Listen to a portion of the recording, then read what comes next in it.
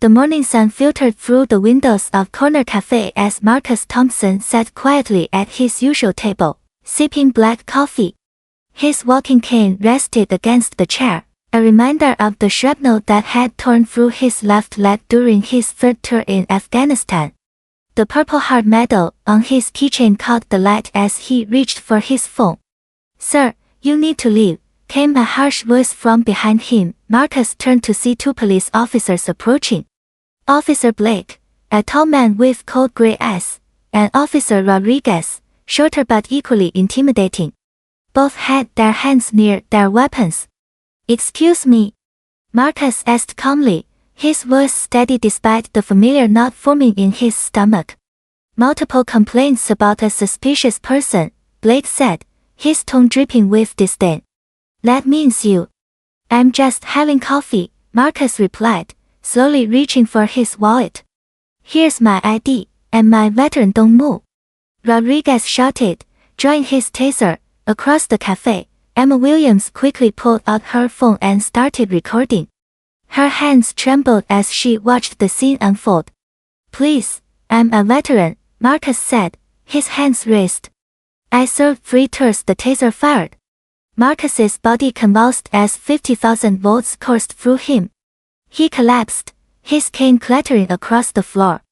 The sterile smell of disinfectant filled Marcus's nostrils as he opened his eyes in the hospital bed. His body ached from the taser's electrical assault, but his mind burned with something far more powerful: determination. "Mr. Thompson." A woman's voice drew his attention. "I'm Sarah Chen, civil rights attorney. I saw what happened to you." Sarah pulled up a chair beside his bed, her laptop open. "Emma Williams, the woman who recorded everything, contacted my office. The video has over 2 million views in just 6 hours." Marcus watched the footage on her screen. His heart pounded as he relived the humiliation, but something else stirred within him: hope. "The police department just held a press conference," Sarah continued. "Chief Morrison claimed you were acting erratically and refused to cooperate. They're saying the officers followed proper procedure." "That's a lie," Marcus whispered, his voice growing stronger. "I showed them my ID. I told them I was a veteran." Sarah leaned forward. "I know. And we're going to prove it. But this won't be easy, Marcus. They have lawyers, resources, and a system that protects them." Marcus met her gaze with unwavering resolve. "Then we better be ready for war." Sarah's law office buzzed with activity as boxes of documents covered every surface. 3 weeks into the investigation, patterns emerged like puzzle pieces forming a disturbing picture. "Look at this," Sarah said, spreading files across her desk. "Blake and Rodriguez have been partners for 4 years. 17 excessive force complaints, all dismissed or buried." Marcus leaned forward in his wheelchair, studying the reports. "How is that possible?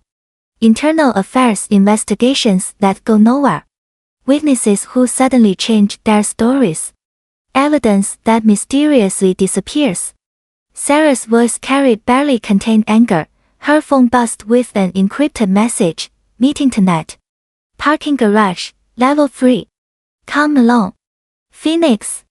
Sarah had been receiving tips from this anonymous source for days. Someone inside the department was feeding her information, but their identity remained a mystery. That evening, in the shadows of the concrete garage, a figure in a dark hoodie approached her car. "Officer Lisa Park, Internal Affairs," the woman said, pulling back her hood. "I've been watching Blake and Rodriguez for months. They have Chief Morrison's protection." She handed Sarah a flash drive. Body camera footage they claimed was corrupted. Financial records showing payoffs. Falsified incident reports. It goes all the way to the top. Sarah's hands trembled as she accepted the drive. "Why are you helping us?" "Because someone has to," Park replied, disappearing back into the darkness. The courthouse steps overflowed with protesters as Marcus wheeled himself through the crowd. Signs reading "Justice for Marcus" and "End Police Brutality" waved above their heads. Chants of no justice, no peace echoed off the building's stone walls. Inside the packed courtroom, tension crackled like electricity. Judge Martinez called for order as Sarah stood to present her opening statement. Ladies and gentlemen of the jury, you will see clear evidence of a pattern of abuse, corruption, and lies. The prosecution's star witness took the stand first. Officer Blake, confident and rehearsed, maintained his story under direct examination. The defendant appeared agitated and refused to comply with lawful orders. Blake testified. His voice steady, but Sarah was ready. During cross-examination, she played the body camera footage Officer Park had provided. Officer Blake, you testified that Mr. Thompson refused to show identification. But here, we clearly hear him saying, "Here's my ID, and my veteran card." How do you explain this contradiction? Blake's composure cracked. The footage must be edited somehow. Emma Williams testified next, her voice strong and clear. I saw everything. Marcus was calm, polite, and cooperative. He did nothing wrong. The courtroom erupted as Blake's lies unraveled before everyone's as the jury foreman stood, his voice cutting through the silent courtroom. We find the defendants, Officers Blake and Rodriguez, guilty on all charges of assault, battery, and violation of civil rights.